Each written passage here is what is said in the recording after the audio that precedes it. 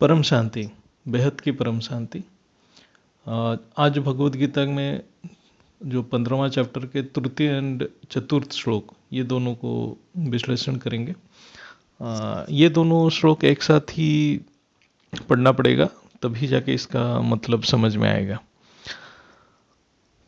तो ये दोनों श्लोक ऐसा है,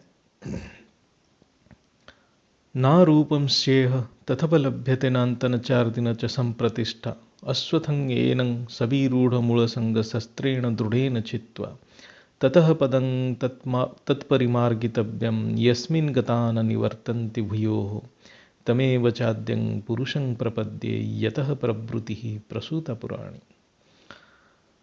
इसका शब्दार्थ ऐसा है कि इस संसार वृक्ष जैसा रूप देखने में आता है, वैसा यहाँ विचार करने पर मिलता नहीं है, क्योंकि इसकी ना आदि है, ना अंत है, ना स्थिति है, यानी अस्तित्व है। इसलिए दृढ़ मूल वाले संसार रूप अस्वस्थ वृक्ष को दृढ़ असंगता रूप शस्त्र के द्वारा काट कर, पहले इसको काटना पड़ेगा, इस मोह को काटना पड़ेगा, उसके बाद उस परम पद यानी परम पिता की खोज करनी चाहिए, जिसको प्राप्त हुए मनुष्य फिर इस संसार में लौट कर नहीं आता, क्योंकि यह संसार जिससे व्याप्त है उस परम पिता यानी आदि पुरुष की शरण में अब हम चले गए। तो इसमें ये व्याख्या किया गया है, इसको हम व्याख्या करते हैं। तो इसमें ये बताया गया कि ये जो संसार, जो व्यक्त संसार जो हम देख रहे हैं, स्थूल संसार स्थूल चक्षु में जो देख रहे हैं, इसका कोई अस्तित्व नहीं है। ये हमने अपने मन में इसका अस्तित्व बना लिया है, ये हमारे मन में ये दृढ़ कर लिए हैं, इसीलिए हम इस चीज़ को देख रहे हैं। यानी जो ज्ञान में बताते हैं, जैसी दृष्टि वैसी सृष्टि। तो हमारा मन स्थूल बन गया तो सृष्टि भी स्थूल बन गया, और ये स्थूल बुद्धि से ये व्यक्त संसार को समझने की कोशिश करते हैं तो ये हम समझ नहीं पाएंगे, क्योंकि इसका कारण यहाँ नहीं है। स्थूल का कारण सूक्ष्म में है, तो इसलिए सूक्ष्म बुद्धि होना चाहिए, तभी हम स्थूल को समझ पाएंगे। इसका मूल या आदि यहाँ हम ढूंढेंगे, इस स्थूल में ढूंढेंगे तो नहीं मिलेगा इस स्थूल में। इसलिए ये व्यक्त सृष्टि स्थूल बुद्धि से समझना असंभव है। और ज्ञान के हिसाब से स्थूल सृष्टि का मूल है सूक्ष्म, सूक्ष्म का मूल है कारण, कारण का मूल है महाकारण, महाकारण का मूल है परम महाकारण। तो ये दिव्य ज्ञान, ये परम ज्ञान दिव्य बुद्धि से समझा जा सकता है।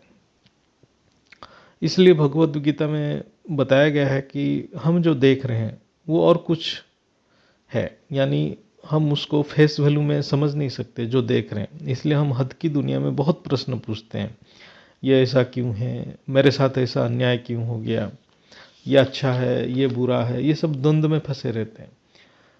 तो बापूजी के ज्ञान में है कि कारण जानोगे तो निवारण कर पाओगे, स्थूल बुद्धि से इस व्यक्त संसार को समझ नहीं सकते हैं। इसलिए साइंटिस्ट, जो फिजिसिस्ट हैं, बायोलॉजिस्ट हैं, जितने वैज्ञानिक हैं, दार्शनिक हैं, वो इसका मूल कारण को समझना चाहते हैं कि कैसे आया, इस सृष्टि प्रकट कैसे हुआ, लेकिन वो समझ नहीं पा रहे हैं।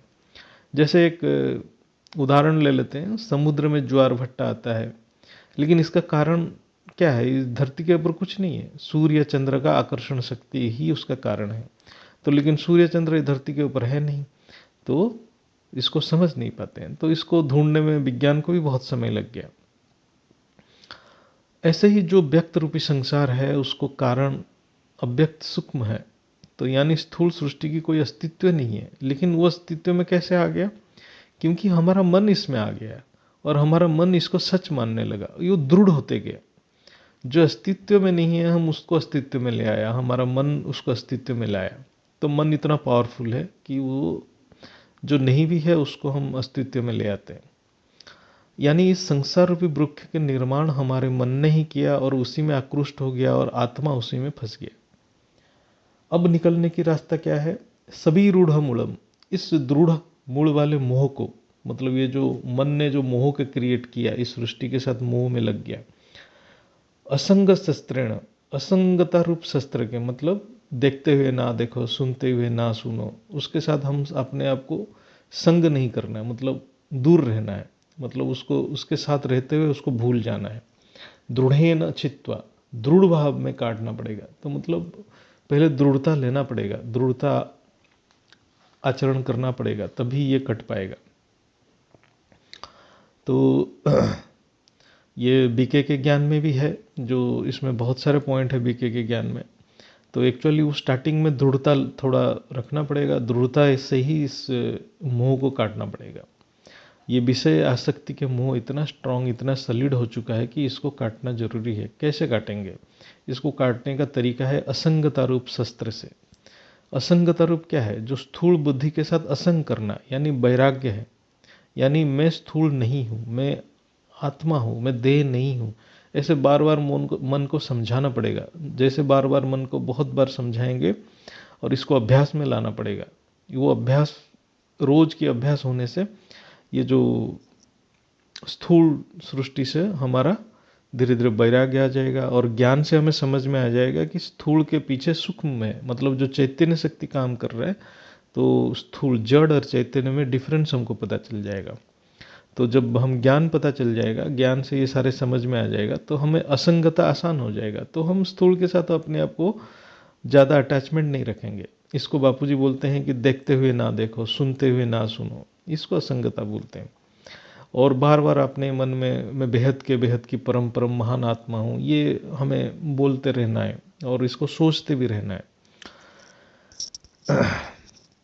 इसलिए ज्ञान की बहुत महत्व है। बिना ज्ञान के हम आगे नहीं बढ़ पाएंगे।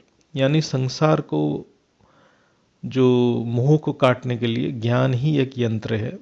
तो ज्ञान के यंत्र से इसको हम काट पाएंगे। तो पूर्ण ज्ञान के बिना ना हम ऑलमाइटी अथॉरिटी को समझ पाएंगे, ना हमारे अंदर वैराग्य आएगा। जब तक वैराग्य नहीं आएगा, हम ऑलमाइटी अथॉरिटी को ढूंढ भी नहीं पाएंगे। तो ज्ञान पूर्ण तभी होगा जब हम वैराग्य के साथ परमात्मा, परमपिता के प्रति हमारा प्रेम का जागृत होगा। तो हम एक जगह पे आंख बंद करके बैठ के तपस्या करेंगे, संन्यास लेके जाएंगे तो सिद्धियां प्राप्त होगा, लेकिन योग से भगवत प्रेम की अनुभूति होता है। ये लास्ट स्टेज है। तो अब सिद्धियां की कोई महत्व नहीं रहता, आप जो भी सोचेंगे वही सिद्धियां हैं। तो भगवत गीता में अभी क्या बोल रहे हैं कि जब आप संसार के मोह काट लिया है, तभी आप परमपिता, जो बेहद की बाप की खोज कर सकते हैं। तो मोह काटने का जो रास्ता क्या है? वो ज्ञान से हमें मोह को काट लेना है। ज्ञान से मोह को काटने का मतलब आत्मा के ऊपर कट उतर जाता है। हमारे आत्मा के ऊपर जो आवरण है वो मोह का आवरण है। वो मोह कटने का रास्ता क्या है? ज्ञान से हमें काटना पड़ेगा। ज्ञान कैसे? जो असंगता, जैसे हम जड़ चेतन को जानेंगे तो हम असंगता करेंगे। असंगता मतलब हम अपने मन को उसके साथ नहीं जोड़ेंगे। मन को जिसके साथ जोड़ोगे उसके साथ संग हो जाता है, जिसके साथ जोड़ते नहीं है वो असंग हो जाता है। तो ज्ञान से हम असंगता के आचरण करेंगे, तभी हम आगे बढ़ पाएंगे। तो पहले संसार के मोह काटना है, फिर परमपिता की खोज करना है। तो भगवत गीता इसके बाद क्या बोल रहा है? जब पूर्ण ज्ञान से आत्मा संसार रूपी मोह को छेदन कर लेता है, परमात्मा की खोज करता है, तब आत्मा वो परम प्रेम, परम पद को पा लेता है। और जो आत्मा उस परम पद को पा लेता है, वो सृष्टि चक्र में और लौटता नहीं है, क्योंकि उस आदि पुरुष परमात्मा के शरण में चला जाता है, जो कि ज्ञान का सागर है, आनंद का सागर है, बीज रूप परमपिता ऑलमाइटी ऑथोरिटी है। तो इसमें बेहद में क्या अर्थ है? बेहद में वही अर्थ है कि जो महान बेहद की आत्माएं हैं और जो बेहद की बाप के शरण में चले गए हैं, वो फिर बाप को छोड़ के नहीं आते हैं। जिसने बाप को छोड़ लिया उसका मतलब फिर माया में वो फंस गया। इसका मतलब उसका असंगता नहीं हुआ है अभी तक पूर्ण वैराग्य जागृत नहीं हुआ, इसलिए वो ना ज्ञान समझ पा रहा है, ना वो माया को छोड़ पा रहा है।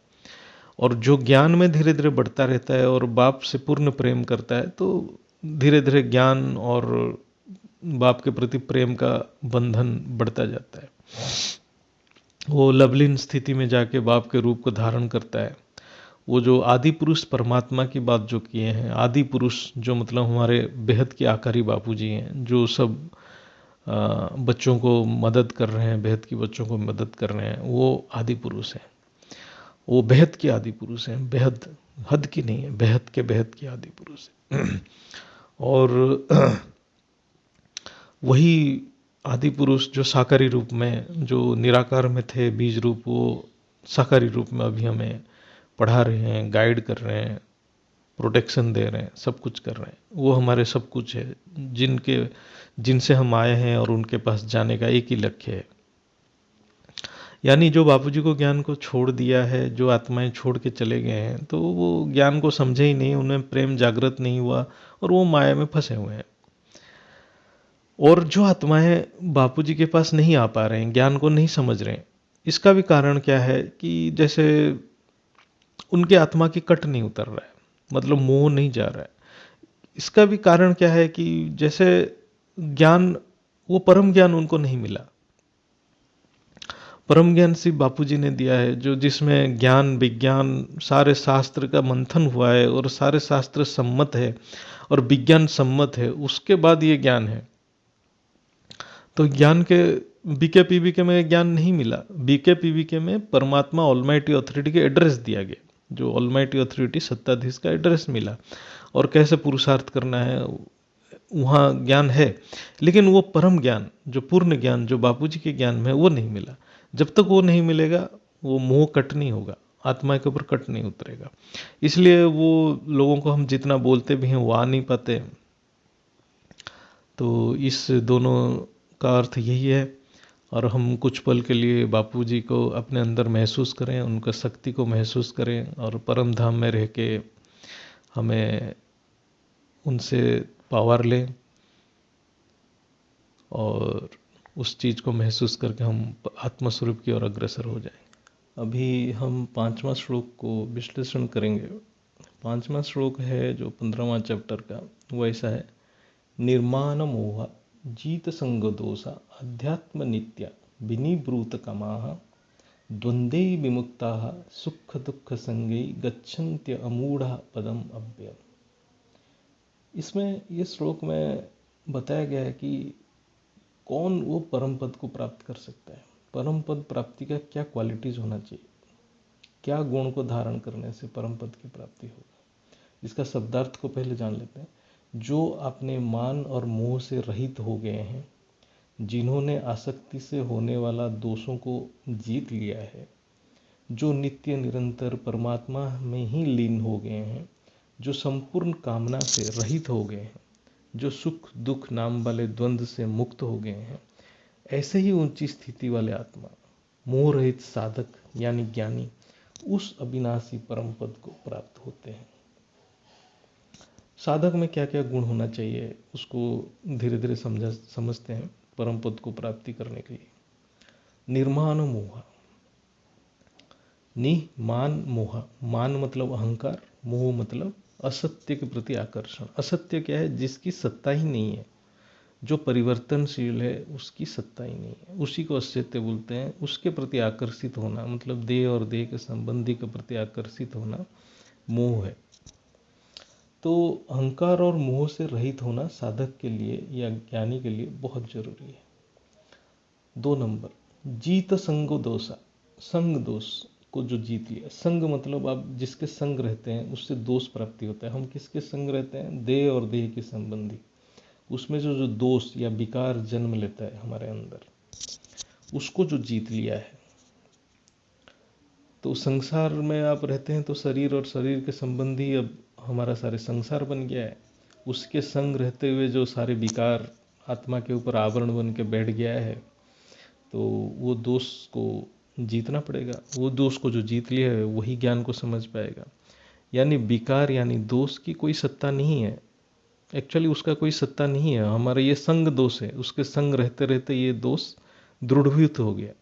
लेकिन हम जब अपने आप को इस संसार के अंश यानी जड़ वस्तु के यानी शरीर मान लेते हैं, तभी ये दोष उत्पन्न होता है, नहीं तो नहीं होता है। तो ये जो दोष को जो जीत लिया है, यानी जो देहभान से ऊपर चला गया है, यानी अशरीरीपन का अनुभव किया है, वो साधक परम पद पाने के हकदार है। तो इसलिए बापूजी बोलते हैं देह और देह के संबंधी को भूल के आत्मस्वरूप बनना पड़ेगा। तो तीसरा पॉइंट है आध्यात्म नित्या। जो सिर्फ आध्यात्मिक अभ्यास नित्य करता है, रोज करना पड़ेगा। ऐसा नहीं है आप आज किए काल नहीं किए, आज गए मंदिर में घंटा बजा लिया, ऐसा नहीं। आध्यात्म मतलब आत्मा के अध्ययन में रत यानी आत्म स्वरूप की अभ्यास करता है। जैसे रात को 10 से 11 योग होता है, आप खुद योग करते हैं, ज्ञान सुनते हैं, ये नित्य अभ्यास है। तो आध्यात्म के ऊपर नित्य अभ्यास है। आत्मस्वरूप के अभ्यास कौन कर पाएगा? जो परम पिता के स्वरूप को जान लिया है वही आत्मस्वरूप के अभ्यास यानी पुरुषार्थ कर पाएगा। इनफैक्ट जो परम से पिता के स्वरूप को ज्ञान से जान लिया है तब आत्मस्वरूप की नित्यता यानी निरंतर अपने आप होगा। ये ऑटोमेटिक है, इसलिए इस अभ्यास निरंतर होना चाहिए। चौथा पॉइंट, द्वंद्व विमुक्ता सुख दुख संग ही, ये एक साथ है। मतलब सुख दुख ये दोनों द्वंद्व है, विरोधात्मक है। जो आत्मा अपने आप को सुख या दुख की संग की द्वंद्व में अनुभव करता है वो वास्तविक में साधना नहीं कर पाएगा। ज्ञानी के लिए सुख और दुख सिर्फ एक बाह्य परिस्थिति है, यानी संसार यानी प्रकृति के रूप है। आत्मा की कोई लेना देना नहीं है इसमें। यानी सुख में जब कोई अनुभूति, चलो आपके पास किसी के पास सुख आया, जो सुख में कोई भी आत्मा अभिभूत हो जाता है, मतलब उससे जुड़ जाता है, तो और सोचता है कि ये सुख मेरे पास हर पल रहे, चिरंतन रहे। वो कभी रहता नहीं है, लेकिन उसमें मन में ये आ जाता है, इसका मतलब वो अज्ञानी है। ऐसे ही कोई दुख में विचलित हो जाता है, घबरा जाता है और परेशान हो जाता है, वो भी अज्ञानी है। तो ऐसे होने से बुद्धि दिशाहीन हो जाता है, बुद्धि निश्चय बुद्धि नहीं रहता है, तब साधना नहीं कर पाएगा, पुरुषार्थ नहीं होगा उसमें से। तो ये जो दो विपरीत परिस्थिति जो विरोधाभास से मुक्त है वो साधना कर पाएगा और परम पद को प्राप्त होगा।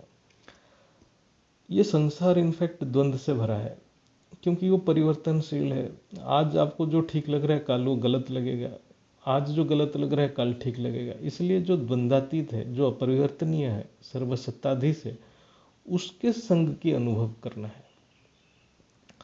जब बेहद की बाप की संग के अनुभव करेंगे तब आत्मा द्वंद्व से मुक्त होगा। यह सुख दुख अच्छा बुरा ये सब प्रकृति से ऊपर जा पाएगा। जो आत्मा या साधक ये सब जो गुण है धारण करेगा, है ना, सिर्फ वही ज्ञानी है। मतलब भगवत गीता में बहुत सुंदर वर्ड यूज किया, अमूढ़। अमूढ़ ज्ञानी को बोला है अमूढ़, जो मूर्ख नहीं है वो ज्ञानी है। इसका मतलब जो ये गुण को धारण नहीं किया है वो सारे मूर्ख हैं। यानी जब साधक या आत्मा में ये सब धारण नहीं किए हैं वो सब मूर्ख हैं। भगवत गीता में जो शब्द है वो संस्कृत में शब्द बहुत चुन के दिया गया। मूढ़ मतलब मूर्ख, मूर्ख मतलब वो है उस चीज को जो धारण नहीं किया तो वो मूर्ख है, जो धारण किया वो ज्ञानी है। तो ज्ञानी वर्ड यूज नहीं किया, अमूढ़, जो मूर्ख नहीं है वो ज्ञानी है। तो नहीं शब्द से हम जो है वो शब्द में पहुंच पाएंगे। जो परमपिता के रूप धारण करना है तो हम वो रूप धारण करेंगे, वो गुण को धारण करेंगे। जो गुण को नहीं करना चाहिए उसको जान लिया तो हम दूसरा चीज धारण कर लेंगे। यानी जो विकार में पड़ा है, सुख दुख में विचलित हो जाता है, देहाभिमान और मोह में है और परमात्मा के शरण में आत्मस्वरूप के अभ्यास नहीं कर रहा है, वो सब मूर्ख हैं। इसलिए बापूजी बोलते हैं ज्ञानी तो आत्मा, यानी जो ये सब धारण किया है नहीं किया है उसको आत्मा भी नहीं कह पाएंगे। वो जीव है, जीवात्मा है। भगवत गीता में ये सब बहुत बार बताया गया कि जीवात्मा है, क्योंकि जब ये धारण नहीं करेगा वो परमात्मा की खोज नहीं कर पाएगा, वो जीव बन जाएगा, जीवात्मा है, उसको आत्मा भी नहीं बोल सकते हैं। ये बापूजी भी बोले हैं, ये बहुत ऊंची स्थिति है, भगवत गीता में स्टैंडर्ड बहुत हाई है। जब आत्मा इस स्थिति के अनुभव करेगा, केवल वही आत्मा, मतलब ये सब रूप गुण को धारण करेगा, वही आत्मा को पुरुषोत्तम कहलाएगा और वो अविनाशी परम धाम को प्राप्त करेगा, प्राप्त होगा। उसको अविनाशी परम धाम प्राप्त होगा, हम करेगा भी नहीं बोल सकते। यहाँ लिखा है कि ये श्लोक में लिखा है कि वो परम धाम को प्राप्त होगा, ना कि करेगा। यानी जब आत्मा ये सब धारण करेगा वो आत्मा अपने आप अविनाशी परम धाम को प्राप्त होगा, ये ऑटोमेटिक है। यानी मेहनत नहीं, सिर्फ मोहब्बत है इसमें, कुछ करना नहीं है इसमें। बहुत लोग बापूजी को बोलते हैं कि हम तो तैयार हैं, आप जब लेना चाहें तब हम परम धाम ले लीजिए, हम तो तैयार बैठे हैं। तो तैयार होने का मतलब क्या है? तैयार होने का मतलब आपने सारे आत्माएं ये गुण को धारण कर चुके हैं, जैसे कि निर्माण मोहा, जीत संग दोषा, आध्यात्म नित्या, विनिवृत कमाह, सुख दुख संगी द्वंद्व मुक्ता। ये जो 5 गुण को धारण किए हैं, मोह अहंकार से मुक्त हो गए हैं, विकार से मुक्त हो गए हैं, नित्य अभ्यास कर रहे हैं, आत्म स्वरूप की नित्य अभ्यास कर रहे हैं, है ना, कामना से निवृत्त हो गए हैं, द्वंद्व से मुक्त हैं, सुख दुख के द्वंद्व से मुक्त हैं, ऐसे ऊंची स्थिति वाले आत्मा तैयार है। जैसे ही आत्मा इसको धारण करेगा वो अपने आप अविनाशी परम धाम को प्राप्त करेगा। बापूजी रास्ता बताते हैं, बाकी सब ऑटोमेटिक होता है। इसलिए जो आत्मा बोलते हैं कि मैं तैयार हूँ, तो पहले हम सब अपने आप को आत्मनिरीक्षण करें कि वो सब हमने संपूर्ण रूप से धारण कर लिया या नहीं, हमारा ड्यूटी क्या है, और हम स्वपरिवर्तन हो गया कि नहीं हो गया है। जैसे ये सब हो जाएगा, वो अपने आप हम अविनाशी परम धाम की हकदार बन जाएंगे और प्राप्ति कर लेंगे। अभी हम भगवत गीता के 15वां चैप्टर का 6th श्लोक, 6वां श्लोक को समझेंगे। ये श्लोक ऐसा है, न तद्भासयते सूर्य न शशांको न पावकः यद गत्वा न निवर्तन्ते तद्धाम परमं मम। ये श्लोक बहुत इजी है। तो इसका अर्थ से पहले हम ये सोचते हैं, उस परम पद को ना सूर्य ना चंद्र और ना अग्नि ही प्रकाशित कर सकते हैं, और जिसको प्राप्त कर जीव लौट कर संसार में नहीं आते, वही मेरा परम धाम। बहुत साधारण सा श्लोक है, लेकिन इसमें खासियत यह है कि परम धाम के बारे में बताया गया है। और वो जो अविनाशी परम धाम किनका है? उन्हीं का है जो खुद आके ये ज्ञान दे रहे हैं। ये यहाँ इंडिकेशन दिया गया है कि वो परम धाम से आके खुद ये ज्ञान दे रहे हैं, इसलिए बोल रहे हैं मेरा परम धाम, वो अविनाशी परम धाम मेरा है। मेरा मतलब ऑलमाइटी अथॉरिटी का है। तो ये सिर्फ भगवत गीता में ये लिखा गया है, और किसी ग्रंथ में ये लिखने का किसी का साहस भी नहीं है ना। तो परम पिता के मूल स्थान है अविनाशी परम धाम, और वो खुद आके ज्ञान दे रहे हैं, बाकी किसी ग्रंथ में यह है ही नहीं। तो इसका शब्द अर्थ समझाने का ज़रूरत नहीं है, तो सिर्फ हम इसको जो ज्ञान के पॉइंट ऑफ व्यू से कुछ चर्चा कर लेंगे। यद गत्वा मतलब जो परमधाम को प्राप्त होता है ना। परमधाम को प्राप्त होता है, करता नहीं है। जब करने का जो आता है वर्ड यूज होता है, करना मतलब अहंकार, मैं कर रहा हूँ। होता है मतलब अहंकार निहित है, अहंकार से निकल गया, अहंकार विहित है, अहंकार से बाहर निकल गया। तो इसका मतलब साधक या आत्मा साधन या पुरुषार्थ करता रहेगा है, यानी निरंतर अभ्यास करेगा स्व परिवर्तन के लिए। वो भी इच्छा नहीं रखेगा कि मैं अविनाशी परमधाम कब पहुंचूं। जब अभ्यास करते करते आत्मा वो ऊंची स्थिति को धारण कर लेता है, तब आत्मा ऑटोमेटिक अविनाशी परमधाम को प्राप्त होता है। करता नहीं है, होता है, अपने आप होगा। अहंकार रहता है, करने का मतलब अहंकार रहेगा। जब तक अहंकार रहेगा तब तक वो परमधाम प्राप्त नहीं होगा। जब तक आत्मा अहंकार में रहेगा तब तक आत्मा द्वंद्व में रहेगा। आत्मा जब अहंकार रहित होगा तब मन आत्मा में विलीन हो जाएगा। अहंकार और मन एक साथ रहते हैं। द्वंद्वातीत तभी होगा जब मन विलीन हो जाएगा। मन विलीन नहीं होगा तो द्वंद्वातीत स्थिति में पहुंचना मुश्किल है, और जैसे द्वंद्वातीत होगा तो अविनाशी परम धाम प्राप्त हो जाएगा आत्मा। तो आत्मा के पास एक ही चीज़ है, वो साधना करेगा।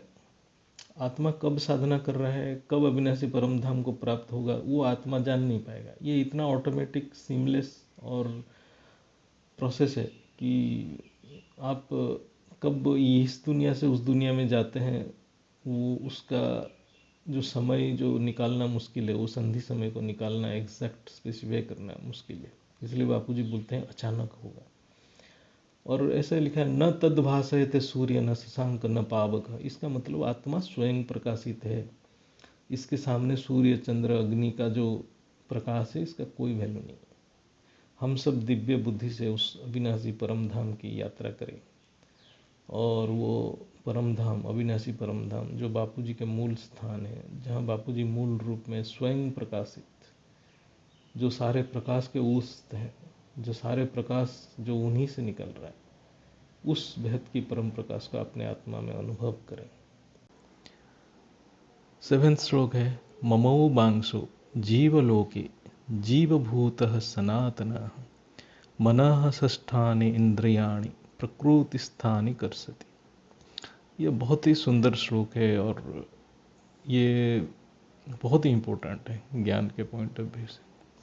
इस संसार में, इसका अर्थ हम समझते हैं, शब्द का अर्थ है इस संसार में जीव बना हुआ आत्मा यानी जीवात्मा, जो जीवात्मा है वो आत्मा, जो जीवात्मा में जो आत्मा है वो मेरा ही सनातन अंश है, परंतु वो प्रकृति में स्थित मन और 5 इंद्रियों को तरफ आकर्षित हो जाता है और मुझे भूल जाता है।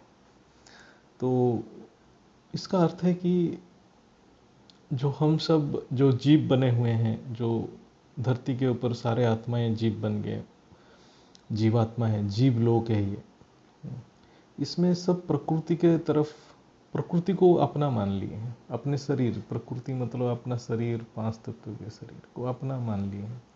जैसे हम इसको अपना मान लिए तो जो हमारा अपना है, जो परम पिता हमारा अपना है, हम उनको भूल गए हैं। इसका पहला जो शब्द है ममौ बांसो, इसका बहुत सुंदर अर्थ है। इसको आप संधि करेंगे, इसका एक मीनिंग आएगा ममौ एव अंश। एव का मतलब है केवल, तो इसका मतलब वो बोलते हैं कि परमात्मा, आत्मा केवल परमात्मा के ही अंश है। आत्मा में प्रकृति के कोई भी चीज़ नहीं है, ना इसमें मन है, ना इसमें बुद्धि है, ना वो 5 इंद्रियों का कोई भोग है, कुछ नहीं है। आत्मा केवल परमात्मा का ही अंश है। इसका मतलब है सोहम, तत्वमसि, अहम ब्रह्मास्मि, जो हम बोलते हैं, इसका मूल अर्थ वही है। इस संसार को जीवलोक बोला गया है। जैसे आत्मा जीवलोक में आता है वो जीवात्मा हो जाता है। जीव के अंदर इच्छाएं, कामनाएं भरा रहता है। अच्छा, मन और 5 इंद्रिय, मतलब मन को 6 इंद्रिय बताया गया है। मन के साथ बुद्धि अपने आप आ जाता है, ये दोनों जुड़े हुए हैं। मन से सूक्ष्म बुद्धि है, लेकिन बिना बुद्धि का मन काम नहीं करता। तो मन, बुद्धि और 5 इंद्रिय ये प्रकृति के अंश है, आत्मा परमात्मा के अंश है। आत्मा मन, बुद्धि और 5 इंद्रिय से पूरा अलग है। यहाँ आत्मा को जीवभूत कहा गया है। इस शब्द को समझते हैं। इनफैक्ट आत्मा सिर्फ परमात्मा का अंश है, लेकिन जीवलोक में आत्मा जीवात्मा बन गया है। यहाँ जीव को अर्थ आत्मा है, लेकिन जीव डिग्रेडेड फॉर्म में है, मतलब आत्मा का डिग्रेडेड फॉर्म है, क्योंकि जीवलोक में मन, बुद्धि और 5 इंद्रिय द्वारा प्रकृति से सुख लेने की, उसकी प्रकृति के प्रति आसक्ति आ गया है, सुख लेने की प्रति आकर्षित है। तो जीवभूत जो शब्द है, भूत यानी तत्व, एलिमेंट, मतलब हमारे शरीर जो है प्रकृति भी है, उस एलिमेंट से बना है, तत्व से बना है। उस चाहे स्थूल हो, चाहे सूक्ष्म हो, चाहे कारण शरीर हो, ये शरीर ही है। जब तक ये शरीर है तब तक मन के अंदर, जब तक मन के अंदर इच्छा है, ये शरीर रहेगा।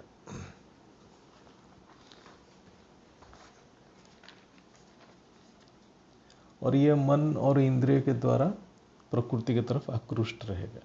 लेकिन ये तत्वों में जो शरीर बना है, उसमें जो शक्ति है, जो तत्वों को जो क्रियाशीलता देता है, जिसको प्राण शक्ति बोलते हैं, जो बापूजी के एक वीडियो है प्राण शक्ति, जो उसमें शक्ति लाता है, उसको यहाँ जीव कहा गया है। वो शक्ति एक्चुअली आत्मा की शक्ति है, लेकिन वो शक्ति जब प्रकृति की तरफ आकृष्ट है वो जीव हो जाता है। जो परमात्मा की तरफ आकृष्ट है तब आत्मा बोला जाता है, अदरवाइज वो जीवात्मा है। क्योंकि प्रकृति में जब वो शक्ति आ जाता है तो वो प्योरिटी नहीं रहता है। इसलिए ज्ञान में बापूजी बोलते हैं इच्छा मात्र विद्या। जब तक इच्छा है तब तक कोई ना कोई शरीर रहेगा और सुख भोगने की थोड़ा आसक्ति रहेगा, और आत्मा बीज रूप स्थिति को प्राप्त नहीं कर पाएगा।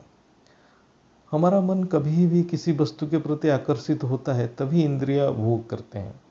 ये जो मन के अंदर जो आकर्षण शक्ति आता है, ये जो संकल्प शक्ति है, वो शक्ति आत्मा से आता है। तो this is called gravity power of soul. मन में जो भी शक्ति है वो आत्मा की शक्ति है, लेकिन मन प्रकृति के अंश है। इसलिए जब तक मन के अस्तित्व है तब तक आत्मा की शक्ति प्रकृति के साथ एकाकार हो जाता है, और आत्मा अपने आप को प्रकृति यानी शरीर मान लेता है। इसको मोह कहते हैं। ये प्रकृति जड़ है, लेकिन उसमें जो क्रियाशील शक्ति है वो आत्मा शक्ति है व चैतन्य शक्ति है। लेकिन ये भी इसका डिफरेंट स्टेजेस है। ये किसके साथ एसोसिएटेड है ये शक्ति? जब आत्मा की शक्ति प्रकृति में मिल जाता है तब ऐसा लगता है कि प्रकृति सब कुछ कर रहा है।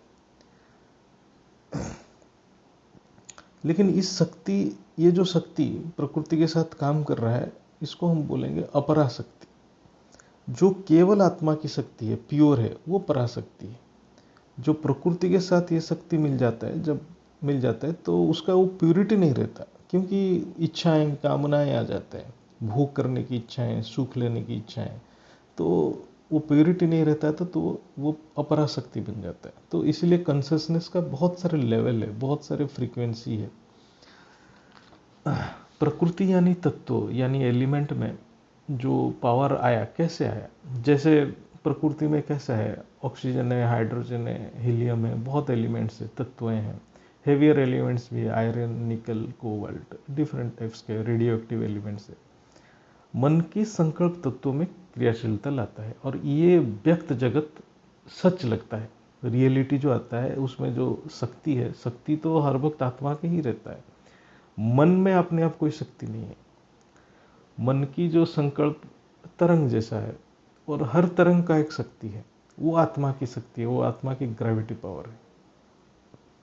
इसलिए आत्मा को साक्षी दृष्टा कहते हैं। वो सिर्फ पावर सप्लाई करता है, और मन उसको कैसे यूज करेगा और मन की स्थिति के ऊपर निर्भर करता है। मन की स्थिति कहते ही तीनों शब्द एक साथ आता है, मन, बुद्धि, संस्कार। मतलब बुद्धि और संस्कार, मन, ये तीनों बहुत फास्ट काम करते हैं।